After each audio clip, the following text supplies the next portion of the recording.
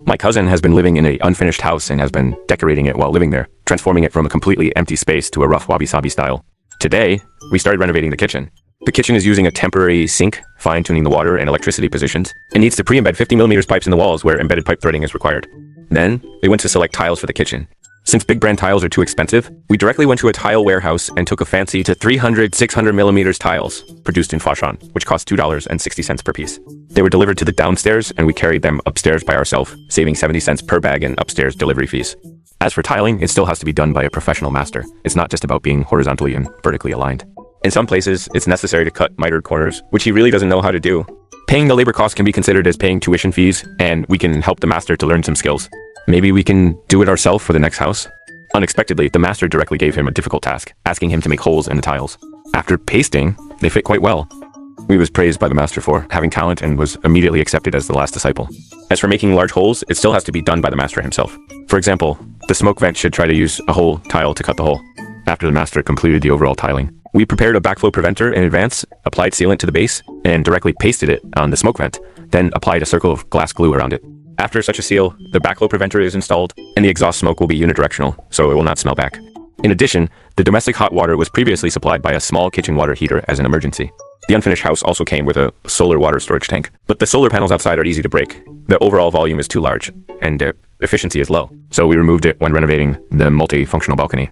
A hidden gas pipeline was pre-installed during this renovation. A gas water heater can be installed here, which can continuously provide domestic hot water. And it has a zero cold water function, which can achieve whole house zero cold water. So hot water comes out as soon as the faucet is turned on, and there's no need to shiver and wait for hot water when taking a bath in winter. In addition, for the exposed pipes below, a gas shield can be used to cover them. Accessories can be added to take into account some storage functions. Kitchen paper can be placed at the bottom, which is also very convenient to use, so it is both beautiful and practical. For tile grouting, some grouting samples were ordered to intuitively compare. Use the remaining cut tiles to find the most suitable color number under different light sources. Next, doing it ourselves should not be a problem. First, wax the gaps to facilitate subsequent cleaning. Be sure to remember to squeeze out 20 to 40 centimeters of waste material at the front end, which is unevenly mixed and easy to fall off later. Polyurea grout dries relatively quickly. It is best for one person to apply the grout and another person to press the seams behind, so that it is flat and not easy to leave marks.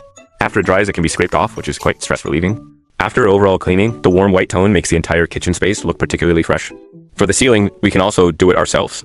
First, paste a circle of ceiling trim strips along the lowest point of the ceiling on the wall. Then cut some metal threaded rods according to the height from the ceiling to the finished surface. Grind them slightly. And install the expansion fittings so that they are implanted into the ceiling and tightened to the right height. Then cut the main keel to the right length and snap it in directly. The installation of the secondary keel is also relatively simple. Just fasten it to the main keel through fittings.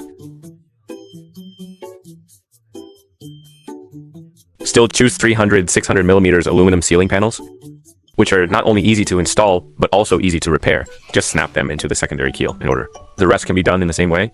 For the position of the light in the middle, use a ceiling light of the same size and just snap it on after powering it on.